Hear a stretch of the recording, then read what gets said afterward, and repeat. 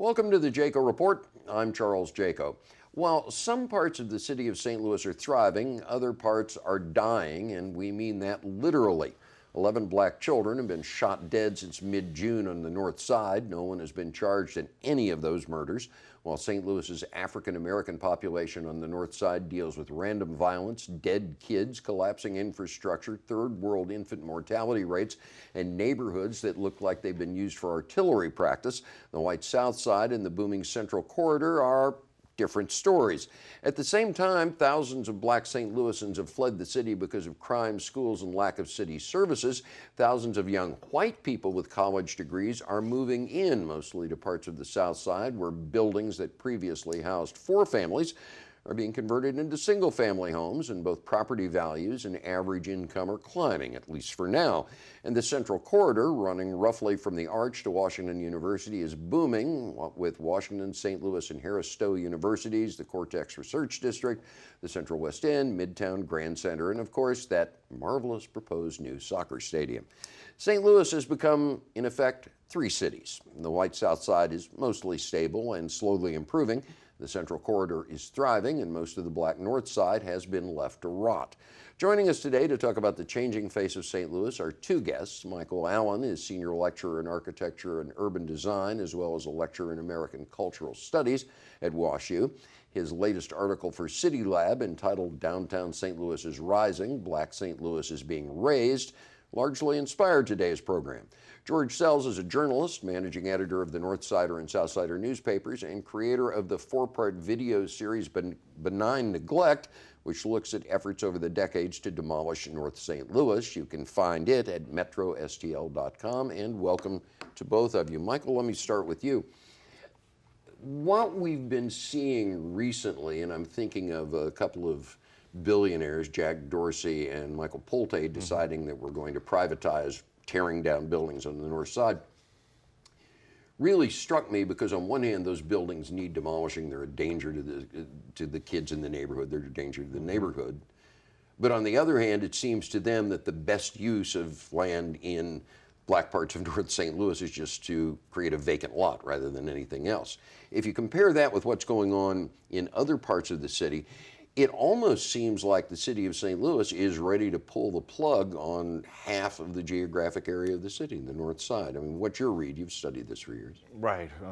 Yeah, I think the city has given up. It's not even benign neglect at this point. It's, we've gone from the Team 4 memorandum in the 1970s to sort of outright and open, what I like to say, policies of continued and unabated hopelessness, that the bulldozer is the only development strategy for neighborhoods like Wells Goodfellow.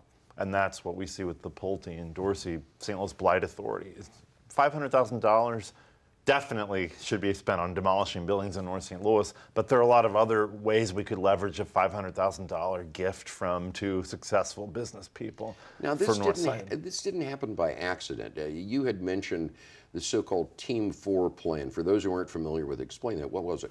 Yeah, it was a memorandum that was part of St. Louis's comprehensive planning process in 1973. The firm Team 4 created a strategy, a potential strategy, where St. Louis would practice what was called urban triage, dividing the city into 3 areas. One for stabilization, already healthy areas, one for renovation, areas that were starting to decline, and one for benign neglect, where it would just be deprivation because the conditions we're seeing as unsolvable. In other words, just starve the north side of the city of city services because it's a lost cause anyway, and have people move out and convert it to forest or something. And that's, when you said at the outset 3 cities, I can't help but think about that triage strategy. Now, this plan was never adopted. It was an incendiary idea. But thinking still, I think, persists. George, let me ask you, this plan was never adopted officially, and people threw a fit when they found out about it, and yet it is, in practice, what has happened. Exactly, and you can talk to a variety of people that we spoke to for the series of reports that we've been working on. We'll tell you just that, because if you think about it, take a look at North St. Louis as we know it, and then go back 50 years. And somebody says that there was a plan introduced that basically said the city doesn't have enough money to build everywhere, to help every place grow. So we need to decide which places to focus our resources on, and we need to basically leave the rest behind to some degree. Now, they always said that the plan was to not completely ditch the people that were still there. They were going to still provide the resources that those people needed to go on living their lives, but nothing more. It was basically give as little as possible to the areas that they deemed to be beyond repair, basically, and to focus the resources elsewhere. Well, those areas that were beyond repair almost exclusively were black neighborhoods and were almost exclusively on the north side. Again, as you said, the plan got out. In fact, it required a sunshine request, or that era's equivalent of it, to get the plan out. The African American press in particular raised teetotal hell, and it never became anything that was legislated. But take a drive up Madison Avenue in North St. Louis today and tell me that that isn't exactly what happened. It was basically do nothing to promote growth as people move out. Don't do anything to promote people moving in to replace them. And eventually you can take that land and do something more profitable with it, which is like what NGA has become. Michael, at the intersection of your academic specialties, that is sort of urban planning and cultural studies, I mean, it would seem to me that all of this, whether you call it benign neglect, the follow-up to Team 4, is nothing more than officially sanctioned ethnic cleansing, where St. Louis, and nobody really wants to say this, has decided that this city would be a hell of a lot better off with a lot fewer black people in it, and this is one way to accomplish that. Is that being unfair? No, I don't think so. I mean, I think if these conditions were found in other parts of the world, if an ethnic majority was neglecting the well-being of neighborhoods populated by a minority, think of Belfast in the 1990s, the United States would declare a human rights crisis. We did this in Yugoslavia as well, right? Similar things were happening. Some of it more overt, actual violence. Others, like this, very sort of slow and racialized deprivation of basic resources and city rights. In fact, I mean, I think of the United Nations declaring Detroit's closure of people's water services when they weren't paying their bills a few years ago, when it was under emergency austerity management, as a human rights disaster requiring international intervention. I mean, people in St. Louis are so inured to these things, they think, well, this is just how it is. Or they blame the Northside residents. I hear that a lot. I got that in response to the article that, well, they can't take care of these places. It's like, well, again, ignores the long-term. This did not just start in 2019 or even in 1973 when the Team 4 memorandum started to be drafted. This goes back even further. George? And that's an interesting thing that I came across as I talked to different people about Team 4 and the Team 4 plan. And even when you take an entire group of people that all agree that some sort of institutional racism is the basis of what has happened in North St. Louis, you still get different answers, and it happened to be different answers from African Americans to Caucasians that I spoke to on this particular topic. You talk to a lot of African American folks who were around then who still know the topic now, and they will tell you just what we're saying here, that this is a group, a minority being shoved out, and that it is because they are a minority. Others, the white people I talked to, quite frankly, took the longer view, saying that Team 4 specifically was not so much aimed at African Americans as it was simply aimed at the poor and aimed at numbers, and that it was the institutional racism of decades and centuries prior to that that just de facto made all the poor people African American. So it's a matter of, where did it start? It's almost turns into a chicken and egg argument, but with the same result regardless. Right. And the bulldozer's not coming out in South City. I mean, I live in a neighborhood with poverty and vacancy, Dutchtown. But the city's approach there is not to tear everything down and drive people out. And I think the big difference is property values are a lot higher. And the fundamental goal of the Team 4 way of thinking is to preserve opportunities to extract wealth from land. So North St. Louis happens to be the lowest valorized or valued part of the city, but it still has a lot of value. Now, talk to me about what is going on right now. You were one of the first, if not the first, to blow the whistle on the fact that a developer named Paul McKee was accumulating land stealthily all over North St. Louis. We have that buildings were left to rot and decay. The only thing that's come of this plan is a 3-bed hospital that's never been built, a gas station, and a small supermarket. Yes. You've had the NGA program where you had 97, 98 acres on the north side, essentially flattened. So a spy agency where you need a top secret clearance just to get near the place and is guarded by armed U.S. Air Force personnel is going to go up there. Personally, I can't see how that is going to lead to development beyond the walls of it. But talk to me about the intersection of all of this. In other words, you had McKee do this, you had the NGA plan. This seems like a rather business-like way of essentially implementing the Team 4 plan where nobody much thinks about it. I mean, do you see the McKee efforts and the NGA as actual, real, honest-to-God, good faith redevelopment efforts, or do you see them as the end result of this chain of institutional racism that goes back a century? I think it's the end result. I think the elected officials learned from the Team 4 incident the wrong lesson, which is they did not want to be accountable. Don't say it in public. Don't say it in public, and don't be the one who gets the pie in the face when the people realize what's going on. Paul McKee, I've often said, is a battering ram for the elected officials. He privatized the whole way of accumulating land. And look at what happened to him in the end. The city severed their redevelopment agreement when he got too unpopular. So he was sort of the Judas goat. In other words, don't send the heat to City Hall. Let's find this millionaire developer who's going to do all this. And he'll take on all the risks politically and financially. He takes the heat. Yeah. The NGA project, it is being pitched as a panacea that is sort of going to build on, I keep thinking of the pacification programs that started in Vietnam, where you would take an area that was secure under government control and you would build out slowly from those secure areas.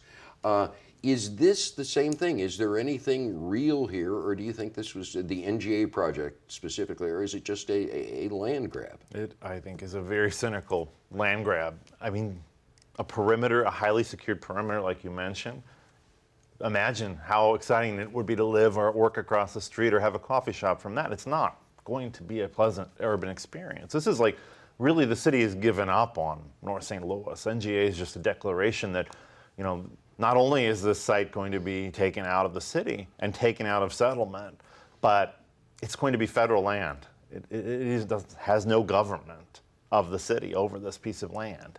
And I think that is really sad that the city thinks that, not only do they not want to solve the problems of North St. Louis, but they're happy to see large chunks of it just disappear out from under their responsibility. From a cultural studies perspective, then, what does this tell you? I mean, about governance, about the mindset of the city of St. Louis. Again, all under the cover of real estate development, redevelopment, but there's something much deeper at work here culturally. What is it? Well, I think that there's a deep-seated long-term fear of North St. Louis's inhabitants having any agency to control the future of their neighborhoods, from the local level all the way up to sending elected officials to City Hall. That the idea that these black residents of North St. Louis should be the focus of policy and planning for their neighborhoods is still a long shot battle. And it's still, you feel like a wild-eyed activist to say, the point of redevelopment of Old North or Wells Goodfellow should be to improve the lives of people who want to live there. Because the dominant narrative is, this is real estate, this is a crisis, we have to control it, contain it, and bank it. Bank it for what? And that usually is an outside force, federal agency or a private developer. The control of those entities are always affluent white people, right? So it's like, talk to me about the difference between this and the way it's been handled in other cities. You had mentioned before we went on the air, you just come back from Pittsburgh, where it was a medium-sized city that was really on the rocks, an old, I mean, it defined Rust Belt, and yet it is bounced back, is now seen as a very innovative city. What does a city like Pittsburgh, and they obviously have a large African American population, how did it happen in Pittsburgh that it's not happening here? What lessons can be drawn, and what are the big differences? Well, I think the biggest difference, and I was also in Pittsburgh and Cincinnati recently, and Cincinnati had the 2001 race riot, long before Ferguson. It was a poster child.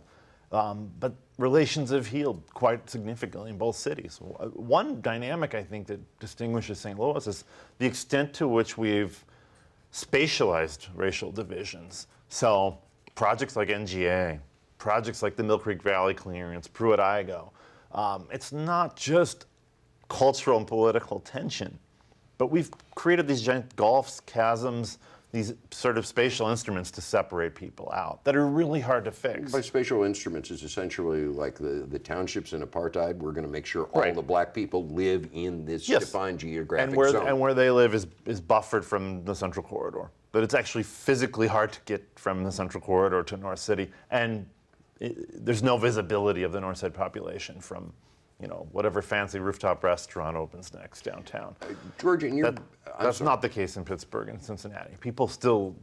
The cities are a lot more integrated physically, even if there's still a lot of work to do racially. I mean, does it come down to be blunt about it, those cities are a hell of a lot less racist than St. Louis? Well, that would be my scholarly conclusion. I mean, you would have to think that. Of course, Cincinnati was also developed differently from the outset. Over the Rhine, where those riots happened in Cincinnati, I covered those, and those were over the Rhine is essentially right next to downtown. Right. I mean, there's a much, like you talked about, kind of the buffering area, and so some of that is just for whatever reason an historic way that things developed over the centuries. George, what is, as a resident of this town, you've lived here since '08, as a journalist and as a thoughtful person, what was your big personal takeaway from doing the benign neglect story? I mean, yeah, it is the result of decades of racism, but looking forward, has St. Louis backed itself in a corner where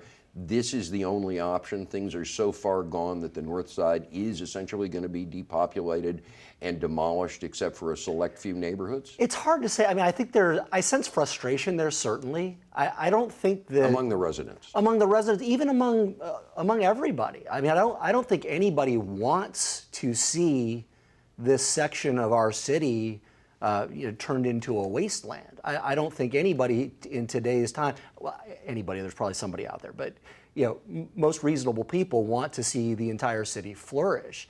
I think that there is a major question of the how, and I don't think anybody feels like they can find an answer to the how. And I think that, as you were saying, the tearing down option is the option that, in some cases, there's no choice. I mean, you can look at some of these buildings. There is no renovating many of these buildings. So, but it's what do you do next? And I think that the future of North St. Louis is going to depend on whether or not someone emerges with both the political capital and the innovative mind to come up with a way to take it in a positive direction. Now, the one thing I did have, one of the people I spoke to talked about the fact that there is some hope that market forces will eventually get us at least in that direction, because at some point things become so cheap in a place. I can buy a house for $6,000. At some point somebody buys that house. So you hope that maybe we find that perfect storm of the right mindset, the right innovative people, the right market forces coming together, and God help us, hopefully soon, that can maybe save the situation. Isn't this, though, a reflection of the attitude of the white majority, not just in the city, but in the region? And by that I mean, you have two trains of thought. On one hand, everybody agrees that large portions of the North Side look like Dresden after the firebombing, the city services have been withdrawn, etc. The African American residents and progressive whites will say this is the result of racism, redlining, decades of disinvestment, and just a culture of hopelessness that has developed. So you've got neighborhoods up there that have infant mortality rates higher than Malaysia's. On the other hand, the currency among the white majority seems to be that's the fault of those people, that those people who live in the North Side are unable to take care of their neighborhoods, they're pathological, they have a degenerate culture, and there's no such thing as institutional racism. We didn't do this, they screwed it up. Right. Am I wrong that if you've got that attitude by, at least unspoken by the white majority, not much is going to change, because they're not blaming it on anything systemic, they're blaming it on the poorest of the poor who live in these neighborhoods? Right. Yeah, and it's like they don't want to face what could be overwhelming guilt and shame. And those of us who recognize these problems don't even care about guilt and shame. Guilt and shame and $2 will get you the newspaper, right? We want to just change the direction and find better policies. To blame the residents, you know, looking at evidence lately, the Brookings Institute published these mortgage origination maps showing that almost no conventional mortgages have originated in North St. Louis since 2008. It's hard to blame people who can't even go and get a regular loan that you and I could get to fix up their house for the condition of their neighborhoods. And even harder to blame them, sadly, also when they decide to move out of those neighborhoods or out of the city altogether. You know, this is an area that's being deprived not only of the same quality of life or the same kind of healthy visual appearance as a lot of neighborhoods that we get to enjoy, but even the banking industry won't make regular loans to the people who are trying to live there. So that's very ingrained in this culture. And that's, you know, despite a federal Fair Housing Act and a Community Reinvestment Act that actually directs banks to comply with civil rights laws.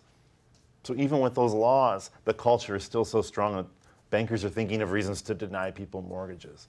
George? I think when you talk about the so-called white majority, most people, quite frankly, I think you're making an assumption that they're thinking about North St. Louis at all. At all.